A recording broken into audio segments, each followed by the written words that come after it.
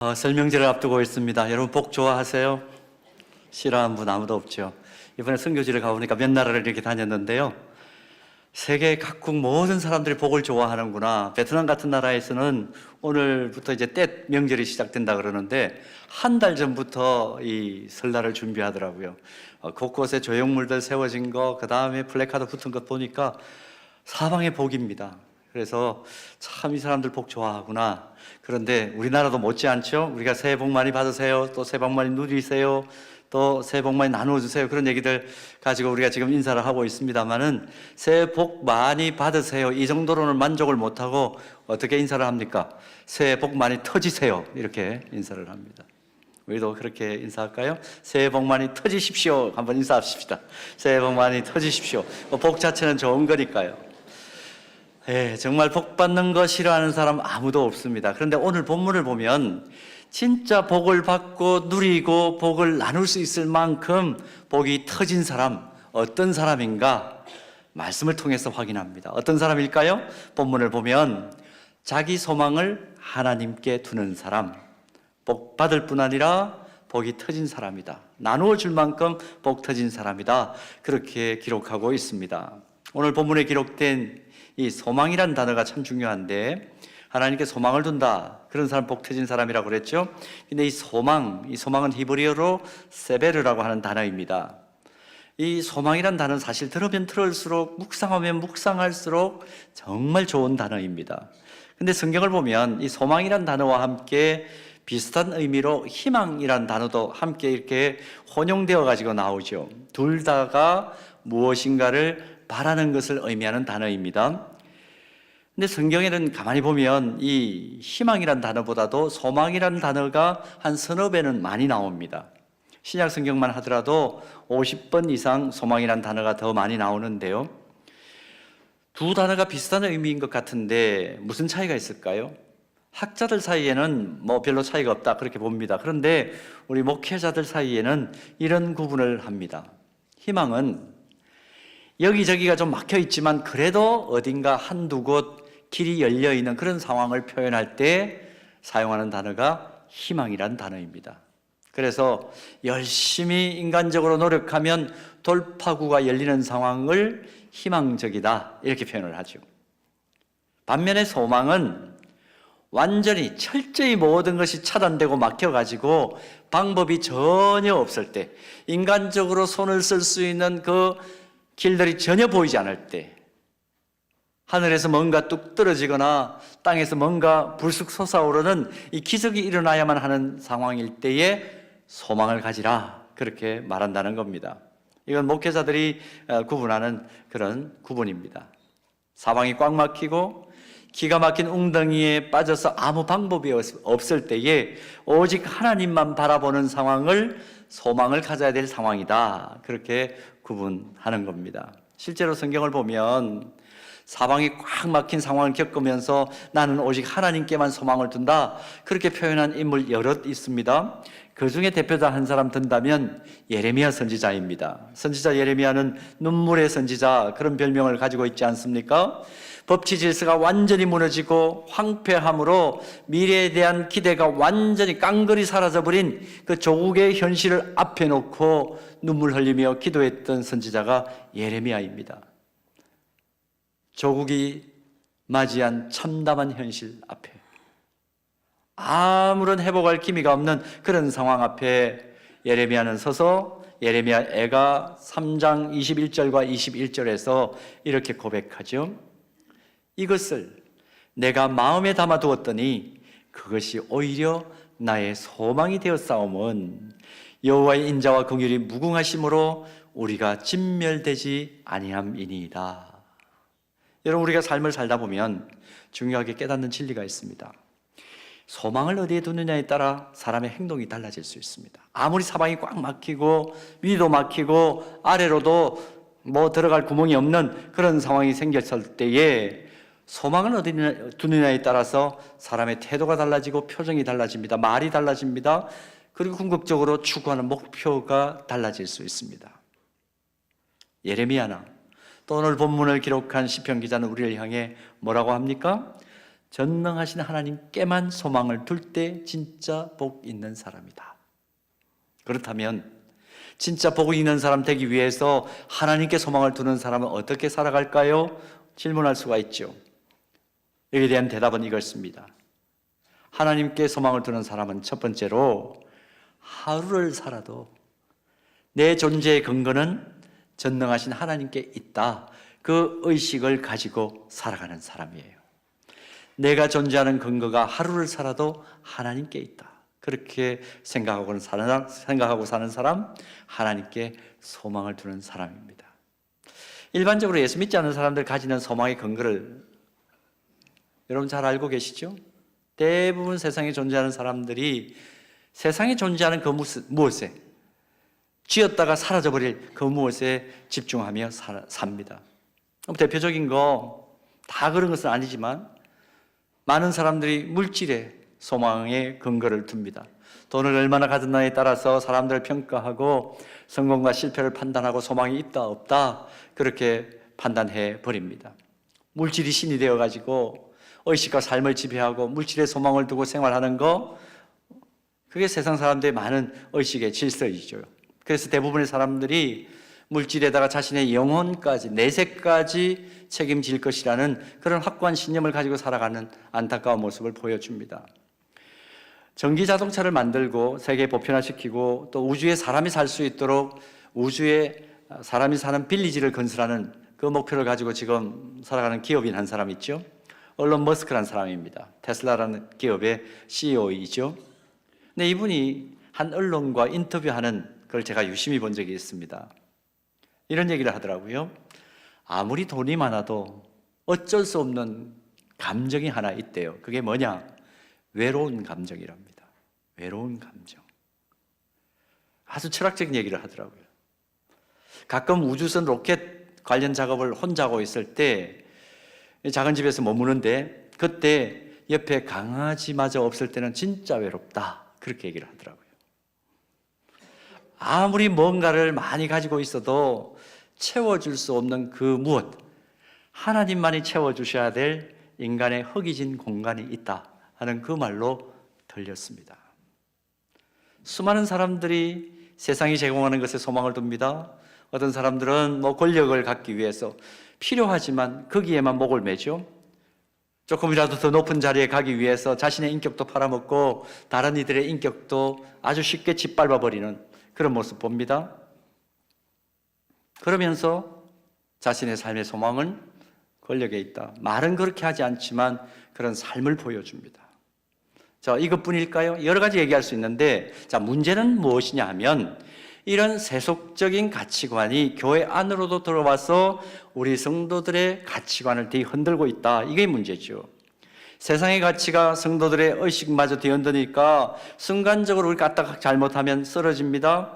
하나님의 궁극적인 소망이 아니라 하나님을 자기가 욕망하고 있는 것을 성취시켜주는 도구점으로 생각하는 경우가 교회 안에도 왕왕 나타납니다. 어떤 영적 공동체를 보면요, 세속적인 소망을 추구하는데 하나님을 완전히 그냥 성취의 도구점으로, 성취의 능력점으로 그렇게 활용하는 것을 봅니다.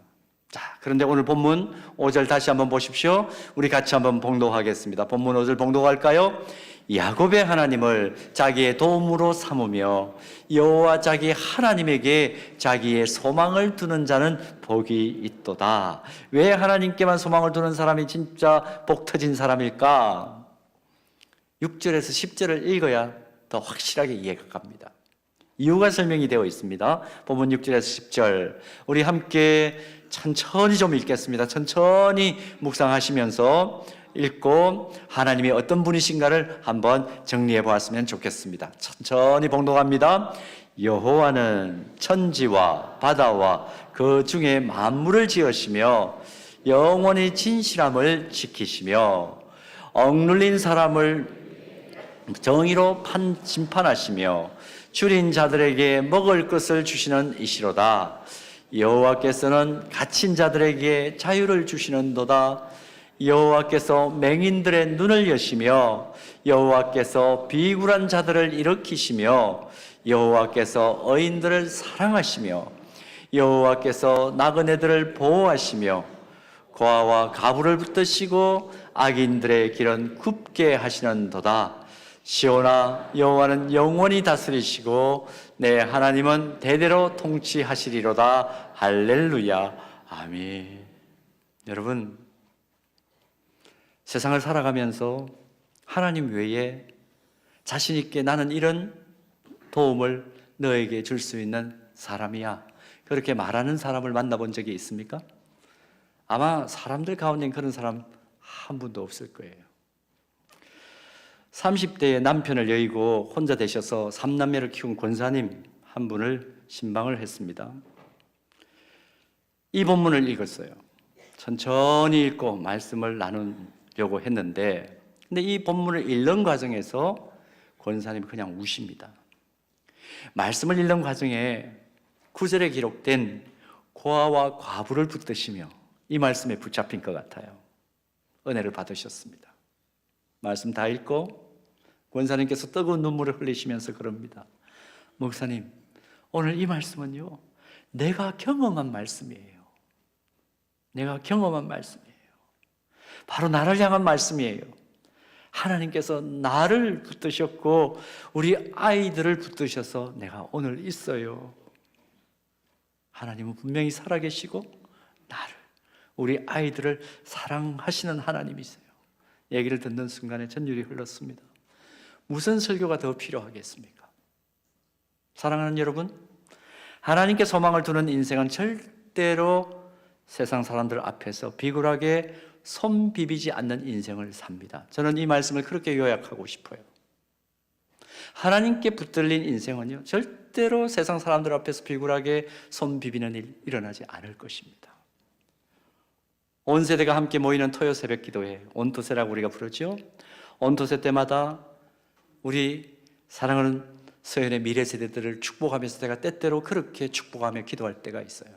머리를 감싸시고 이야기합니다. 하나님, 이 아이 자라는 과정 속에서 하나님 앞에 두 손 모을 때마다, 지금 하나님 앞에 두 손을 모았는데 이 두 손 절대로 세상 앞에서 비굴하게 비비지 않는 그런 은혜의 걸음 되게 하옵소서. 사랑하는 여러분, 하나님께 자기 존재의 근거를 두고 영원한 천국 소망을 가지고 사는 가정과 개인은 절대로 망하지 않습니다. 반드시 하나님께서 복 주십니다. 믿습니까? 바울은 로마서 8장 32절에서 하나님께서 선택하신 하나님 자녀들에게 복을 주실 수밖에 없는 이유를 아주 확정적으로 이렇게 밝혀주죠. 우리 같이 한번 이것도 천천히 읽을까요? 자기 아들을 아끼지 아니하시고 우리 모든 사람을 위하여 내주신 이가 어찌 그 아들과 함께 모든 것을 우리에게 주시지 아니하겠느냐.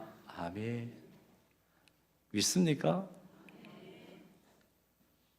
독생자까지 아끼지 않고 우리를 사랑하셔서 내어주신 하나님이 어떻게 너희들에게 필요한 복을 주시지 않겠느냐. 그래서 우리는 하나님을 이렇게 찬송할 수밖에 없어요. 만복의 근원이신 하나님. 여러분, 찬송가 1장 가사가 어떻게 되어 있나요? 모든 찬송을 시작하는 우리 공식적인 이 찬송가의 1장 찬송이 무엇입니까? 만복의 근원 하나님, 온 백성 찬송드리고 저 천사여 찬송하세, 찬송 성부 성자 성령. 그렇게 우리가 찬송하죠. 왜 찬송합니까? 왜 그렇게 찬송할 근거가 있습니까? 하나님만이 소망이시고 하나님만이 만복의 근원 되시기 때문에 내 삶을 보면 하나님을 찬양할 수밖에 없습니다. 천사마저도 하나님께 찬송 드릴 수밖에 없습니다. 오늘 우리는 그 마음으로 하나님 앞에 예배하고 찬송 드리는 줄로 믿습니다.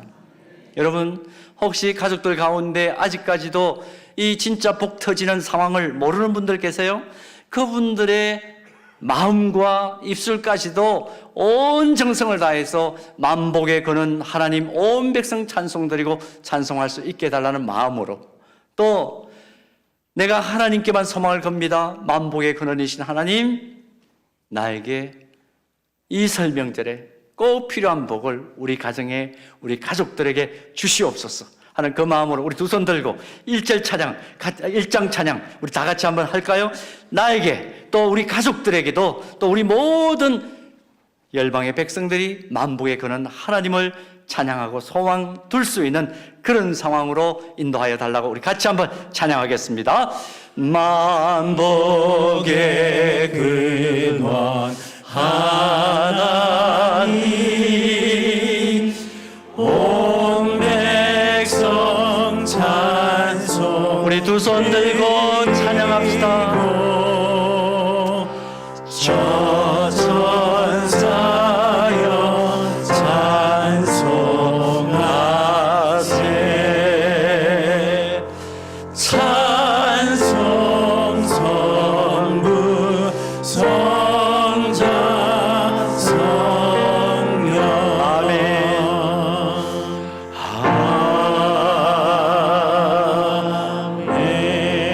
아멘. 나의 존재 근거가 만복의 근원이신 하나님께만 있다.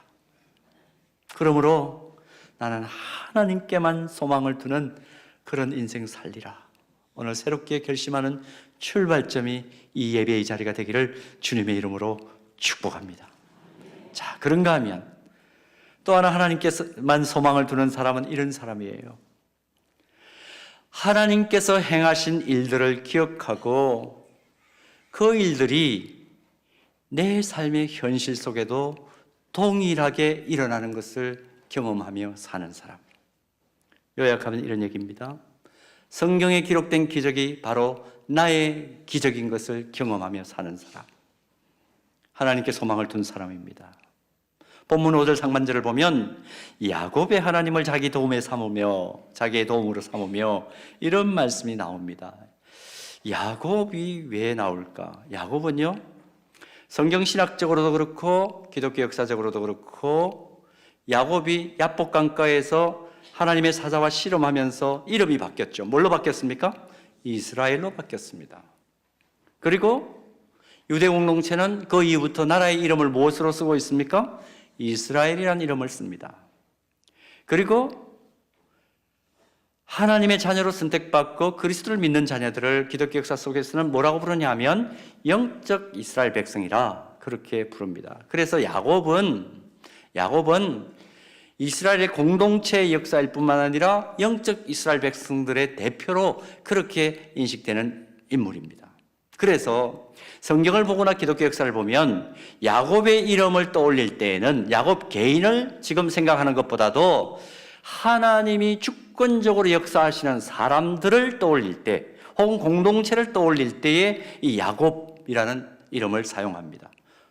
그리고 혹시 야곱 대신에 이스라엘이라고 그렇게 부르기도 하죠. 자, 오늘 본문에서 그러므로 야곱의 하나님을 자기 도움으로 삼는다. 이것은 어떤 의미입니까? 야곱처럼 험악한 인생을 살았다 하더라도 하나님의 주권적인 은혜와 도우심으로 한 가문 정도가 아니라 한 민족을 대표하는 그런 인물로 살아갈 때에 하나님께서 역사하시고 기적을 베풀어 주신 것처럼 나도 야곱처럼 하나님의 주권적인 은혜와 도우심으로 살 수 있다 하는 것을 증언하는 말씀이 야곱의 하나님을 자기 도움으로 삼는 사람, 그런 의미입니다. 그러므로 하나님께만 소망을 두는 사람은 내가 하나님의 붙드심과 은혜로 여기까지 왔음을 기억하는 사람이에요. 야곱처럼 지금까지 변함없이 도와주시고 인도해 주신 에베네셀의 하나님을 늘 기억하는 것입니다. 하나님께서 믿음의 조상들과 선배들과 함께 하신 것처럼 야곱으로 대표되는 믿음의 조상들과 선배들과 함께 하신 것처럼 나의 삶에도 함께 하실 것을 믿음으로 바라보고 하루를 살아도 하나님과 동행하며 사는 사람, 하나님께 소망을 둔 사람입니다. 더 나아가서 나의 그런 삶 때문에 내가 속해 있는 가정이 또 우리 가문이 나를 통해서 만복의 근원이신 하나님께서 베풀어 주시는 은총을 동일하게 받게 된다는 자부심과 자긍심을 가지고 사는 사람, 그 사람이 야곱의 하나님을 나의 하나님으로 삼는 사람, 그런 의미입니다. 이런 헬라어 가운데 안드로포스라는 단어가 있습니다. 이 인간이라 이렇게 신약 성경 번역을 하는데요. 그러니까 인간이라는 말에 해당하는 헬라어 단어가 안드로포스라는 단어입니다. 지금 밑에 자막이 떠 있죠. 근데 이 단어는 두 가지 단어가 합쳐진 합성어입니다. 하나는 위를 향하여 그런 뜻을 가지고 있는 전치사 아나라는 단어하고, 그 다음에 얼굴을 의미하는 프로소폰이라는 단어가 합성되어 가지고 안드로포스라는 인간을 뜻하는 단어가 형성이 된 것입니다. 근데 이 단어를 이제 문자 그대로 좀 풀어서 번역을 하면 이런 뜻이죠. 위로 얼굴을 향하여 바라보는 존재, 이게 인간이에요. 위로 얼굴을 향하여 바라보는 존재. 항상 위에는 누가 계십니까? 하나님이 계시죠. 그러니까 하나님을 향하여 자신의 얼굴을 드는 존재, 하나님을 향하여 자신의 눈을 주목하는 존재, 그게 인간이에요. 결국 인간을 의미하는 안드로포스라는 이 헬라어 단어의 의미를 깊이 생각해 보면 우리 인간은 어떨 때 가장 인간다울 수 있다는 겁니까? 어떨 때에? 하나님을 바라볼 때, 위에 계신 하나님을 주목할 때, 내 마음의 중심을 들여 하나님께 집중할 때 비로소 우리는 진짜 인간다워질 수 있다는 것입니다. 인간이 인간다워야 인간이지, 우리 그런 얘기 많이 하잖아요. 어떨 때 인간다워질 수 있느냐? 위로 얼굴을 향하여 바라볼 때. 거꾸로 말하면 눈을 들어 하나님을 바라보지 않는 존재는 사람답게 살지 않는다는 의미입니다. 설명절이 시작되었습니다.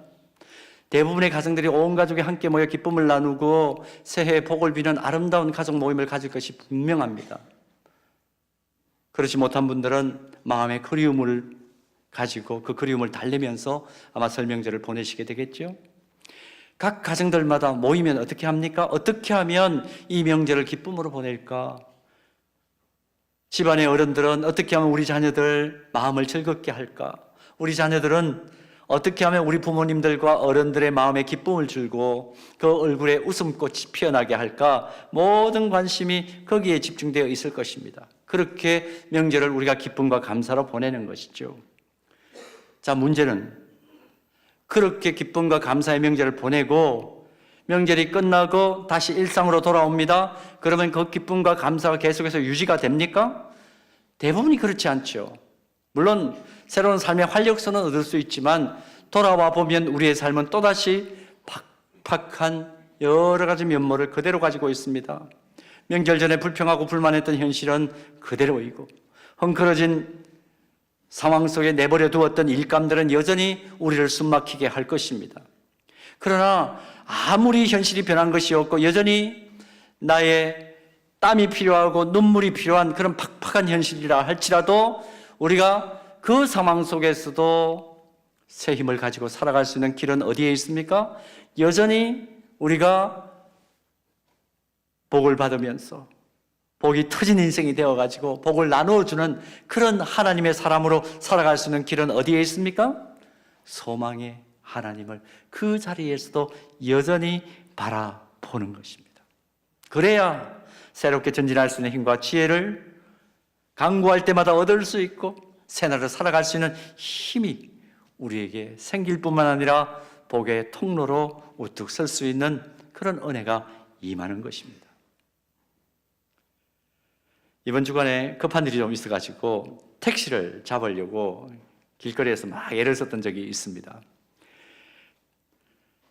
보통 요즘 예약을 해서 택시를 타는데 그럴 여유도 없었습니다. 그래서 길바닥에 나가서 무조건 막 이렇게 손을 흔들었어요. 간절하게 손을 흔들었습니다. 다행히 저의 간절한 몸짓을 본 택시 기사님 한 분이 저를 알아보고 저를 태워주셨어요. 아유, 숨이 막 턱에 차는데 기사님 그러더라고요. 흔드는 몸짓이 너무 간절하더래요. 그게 전달이 됐나 봐요. 저는 그 기사님 얼굴도 몰랐죠. 차 안에 타고 있으니까 제가 보일 리가 있습니까? 내 눈에는 기사분이 보이지 않았지만 택시 기사분은 나를 보고 있었던 것 같아요. 근데 그 얘기를 딱 듣는 순간에 저에게 이런 깨달음이 왔습니다. 내 눈에는 하나님이 보이지 않지만 하나님께서 나의 움직임과 삶의 간절함을 항상 바라보고 계시겠구나. 그 깨달음이 와요. 그러니까 그 영적인 깨달음이 오니까 그걸 가지고 오늘 말씀을 준비하는데 굉장히 제가 은혜를 받았습니다. 사랑하는 여러분, 왜 끊임없이 하나님을 바라보고 하나님께만 소망을 두어야 합니까? 내가 소망을 걸고 있는 것이 바로 내 인생이 되기 때문입니다. 그렇지 않나요? 늘 바라보는 것이 우리 인생의 전부입니다. 소망을 걸고 바라보는 것을 닮아갈 수밖에 없는 것이 우리의 형편 아닙니까? 내가 소망을 걸고 있는 것이 바로 내 삶의 기준이 되고 목표가 되고 내 인생의 미래를 결정하게 되어 있습니다. 오늘 설명절을 맞이해서 한 가지만 기억하고 우리 가족들 만났으면 좋겠어요. 나의 소망은 하나님께만 있습니다. 나의 소망은 앞으로 하나님께만 있습니다.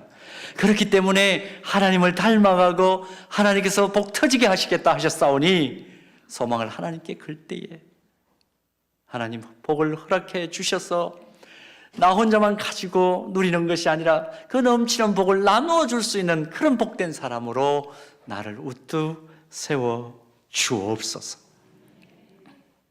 그렇게 확인하고 오늘 가족들을 향해 나아가십시다. 근데 혹시 여러분 가족들 가운데 아직 진짜 복 터지는 인생이 무엇인지를, 그 진리를 모르는 분들 계시나요? 그냥 이야기하세요. 진짜 복 받는 인생이 뭔지 아니? 내가 믿는 하나님께 소망을 거는 거야. 성경에 하나님께 소망을 거는 거야. 그냥 이야기하세요. 그 이후에는 누가 책임져 주세요? 하나님께서 그 마음을 붙들어 주시고 감동시키시고 책임져 주실 것입니다. 오늘 본문의 말씀을 통해서 우리 꼭 기억합시다. 오직 하나님께만 소망을 두는 진짜 복된 인생, 그리고 그 복을 혼자서 누리는 것을 넘어서 진정한 복을 나누어 주는 그런 사람으로 오롯이 능력 있게 진짜 행복하게 서 있는 설명절 되기를 소망합니다. 그리고 그런 나 때문에 우리 온 가정에 웃음이 넘치고 평안이 넘치게 되기를 주님의 이름으로 축원합니다.